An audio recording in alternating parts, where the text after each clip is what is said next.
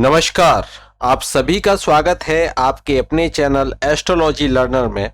आओ ज्योतिष सीखें की श्रृंखला में आज हम आपके लिए लेकर आए हैं पार्ट 30 और पार्ट 30 में आज हम आपको जानकारी देंगे नीच भंग राजयोग की। कोई ग्रह नीच होने के बाद कैसे एक ऐसा फल दे सकता है जो किसी रंग को भी राजा बना दे। राजा जैसा भाग्य, राजा जैसा ऐश्वर्य देने वाला कौन सा वह नियम है, कौन से वह सूत्र हैं जो नीच ग्रह की नीचता को भंग करके उसको राजयोग कारक बनाते हैं, उन्हीं की आज चर्चा करेंगे। तो चलिए आज की इस महत्वपूर्ण क्लास को शुरू करते हैं।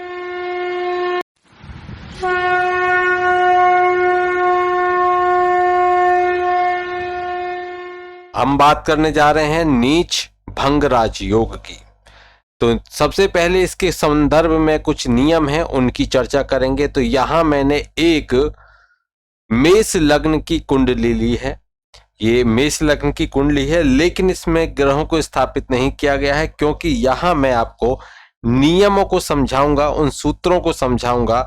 आप चाहे तो अपना पेन पेपर ले लीजिए, क्योंकि मैं सिर्फ यहां पर समझाऊंगा, आप उनको नोट भी कर सकते हैं। नियम क्या है कि यदि कोई ग्रह नीच होता है, कोई ग्रह, ध्यान से सुनिए, यदि कोई ग्रह, नियम एक लिख देता हूं मैं यहां पर, एक है कि यदि कोई ग्रह नीच हो और वह नीच जिस राशि में हो उस राशि का स्वामी अर्थात नीचपति, और जहां पर वह उच्च हो उसका उच्च नाथ, यह दोनों चंद्रमा से केंद्र में हो तो नीच भंग राजयोग होता है।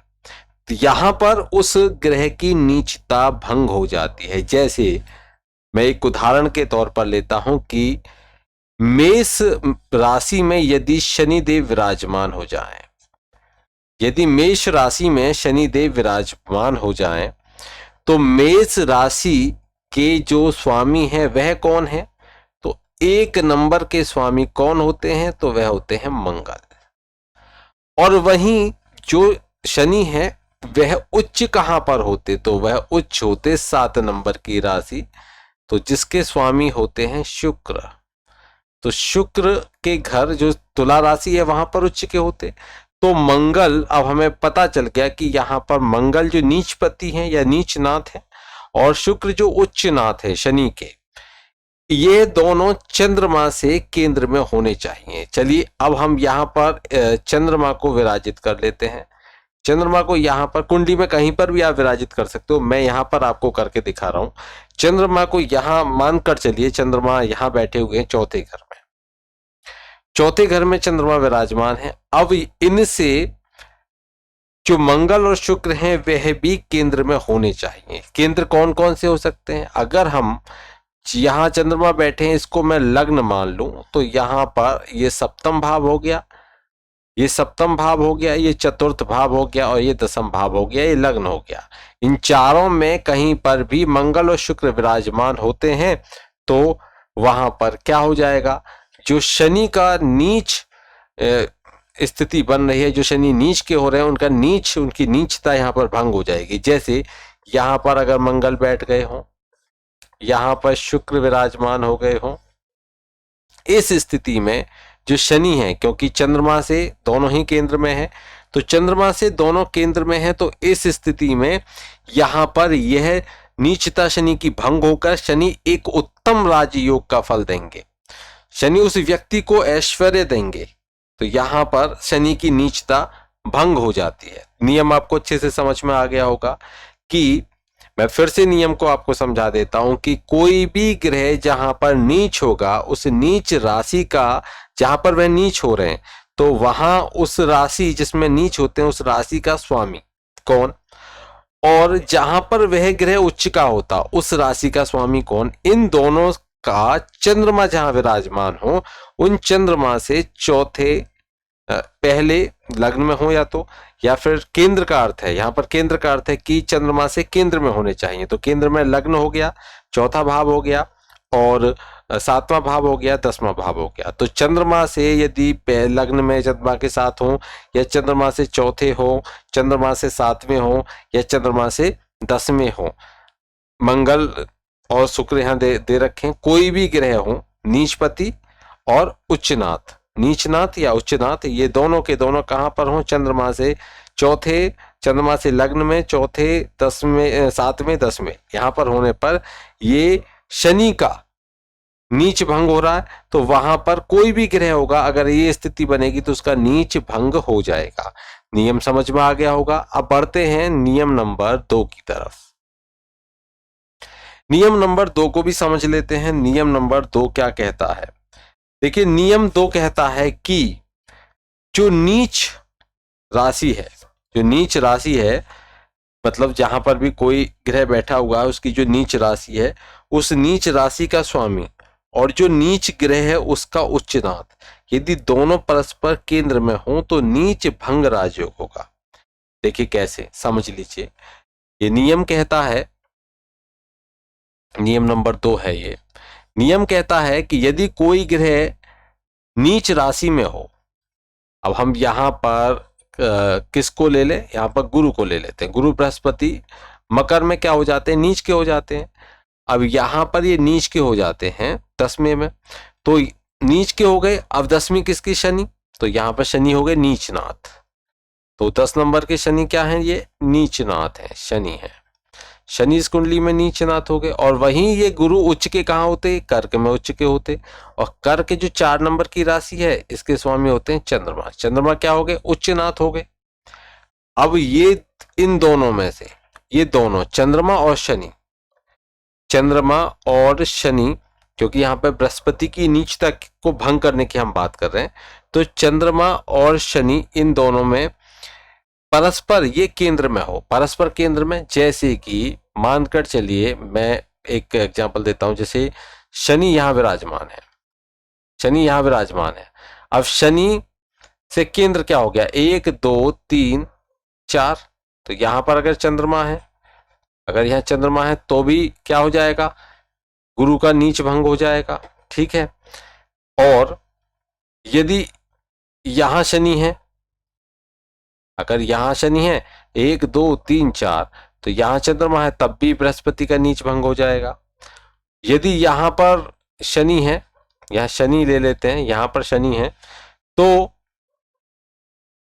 यहां पर शनि है, चंद्रमा को हटा देता हूं मैं यहां से, 1 2 3 4, और यहां चंद्रमा है तो भी नीच भंग हो जाएगा। 1 4 5 6 7, यहां पर चंद्रमा है तो भी नीच भंग हो जाएगा।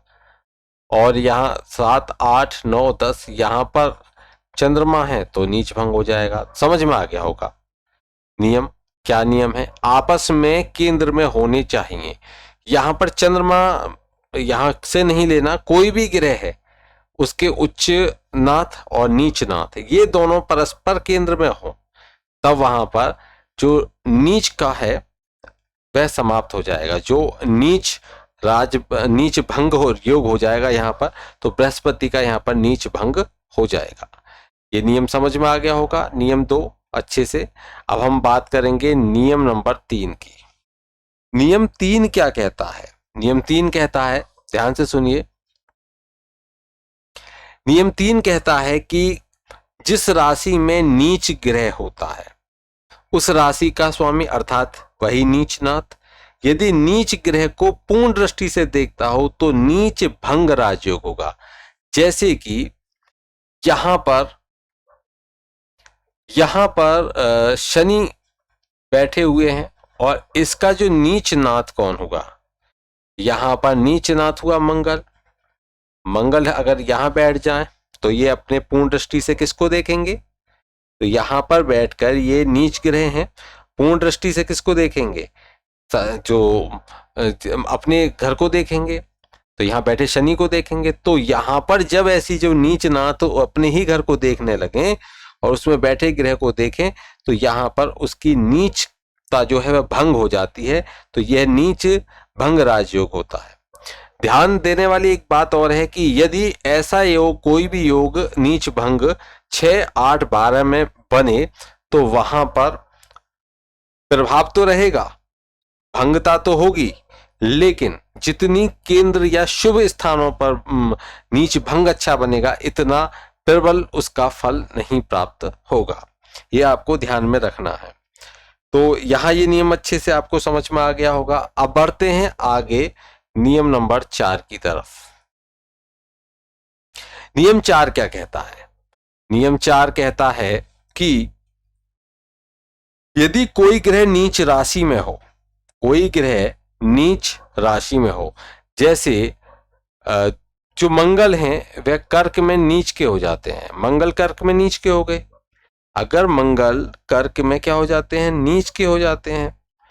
अब यहां पर नीच हो गई है, और इस नीच राशि का स्वामी, तो यहां पर स्वामी कौन हो गया? चंद्रमा। यहां पर चंद्रमा हो गया नीच का स्वामी, और नीच ग्रह का उच्चनाथ, नीच ग्रह का उच्चनाथ शनि, तो वही चंद्रमा और शनि की बात कर हो गई है, चंद्रमा और शनि हो गए, चंद्रमा शनि हो गए। इस एग्जाम्पल के मंगल को ध्यान में रखकर है, आपको ध्यान में रखना है सब जगह, आपको वहां पर जो ग्रह नीच है उसको ध्यान में रख के करना है। यहां पर मैं मंगल के आधार पर बता रहा हूं कि चंद्रमा और शनि है, जब मंगल नीच के होते हैं तो चंद्रमा और शनि, क्योंकि यहां पर शनि उच्चनाथ है और चंद्रमा क्या है? नीचनाथ है मंगल के लिए। तो इस स्थिति में ये दोनों में से कोई एक भी, या तो जन्म लग्न से या चंद्र लग्न से, या तो जन्म लग्न कौन सी हो गई? मेष, और या चंद्र लग्न, मानकर चलिए चंद्रमा यहां विराजमान है तो यहां चंद्र लग्न हो गई। तो अब हम एक एक देख लेते हैं कि या तो जन्म लग्न से या चंद्र लग्न से, या जन्म लग्न से या चंद्र लग्न से, दोनों में से केंद्र में हो, चंद्र लग्न से केंद्र में हो या जन्म लग्न से केंद्र में हो। तो अब मानकर चलिए शनि है, यहां से हम लग्न से देखें तो शनि अगर यहां विराजमान है तो यहां पर क्या है? ये नीच भंग हो जाएगा मंगल का, अगर ये विराजमान है दोनों में से कोई एक। या यहाँ पर जैसे चंद्रमा से देखें तो 1 2 3 4, तो यहाँ पर चंद्रमा तो स्वयं ही है तो ये तो खुद भंग हो ही जाएगा, तो इसमें तो यहाँ पर नीच भंग हो जाएगा आसानी से। तो यहाँ पर आप इस नियम को भी समझ गए होंगे। अब हम बात करेंगे, अगर जो 5वां नियम है, 5वां नियम देख लेते हैं। अपने अपनी कुंडलियों को खोलकर देखिए और उनमें ये नीच भंग को अच्छे से समझ लीजिए। यदि कोई ग्रह नीच राशि में हो और उस नीच राशि का स्वामी, और नीच ग्रह जिस राशि में उच्च का होता है उसका स्वामी, वह एक या दोनों, या तो एक या दोनों लग्न से केंद्र में हो तो नीच भंग राजयोग होता है। देखिए समझिए कैसे। जैसे यहां पर चंद्रमा जो होंगे, यहां पर मैं एक एग्जांपल लेता हूं, यहां पर वृश्चिक में चंद्रमा क्या हो जाएंगे? नीच हो जाएंगे। चंद्रमा क्या हो जाएंगे? वृश्चिक में, वृश्चिक राशि में नीच के हो जाते हैं चंद्रमा। अब यहां पर लग्न से, या तो अब इसका स्वामी कौन हो गया? मंगल, और उच्च के होते तो इनका स्वामी होता शुक्र, तो यहां पर उच्च के तो होते शुक्र होता स्वामी। अब यहां पर या तो शुक्र को यहां बैठा दो, दोनों या दोनों हो या दोनों कोई एक, नियम क्या कहता है? इनमें से एक या दोनों लग्न से केंद्र में हो, तो लग्न तो ये है और यहां से केंद्र में या तो शुक्र हो या कौन हो, या तो शुक्र हो या मंगल हो। हाँ मंगल हो। यहां भी हम ऐसे ही लग्न से देखना है तो या तो शुक्र हो या मंगल हो, या शुक्र हो या मंगल हो, या दोनों हो सकते हैं, दोनों भी हो सकते हैं, या शुक्र हो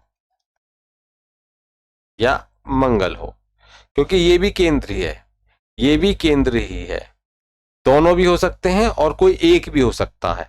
तब इस चंद्रमा की नीचता जो है ये भंग हो जाएगी।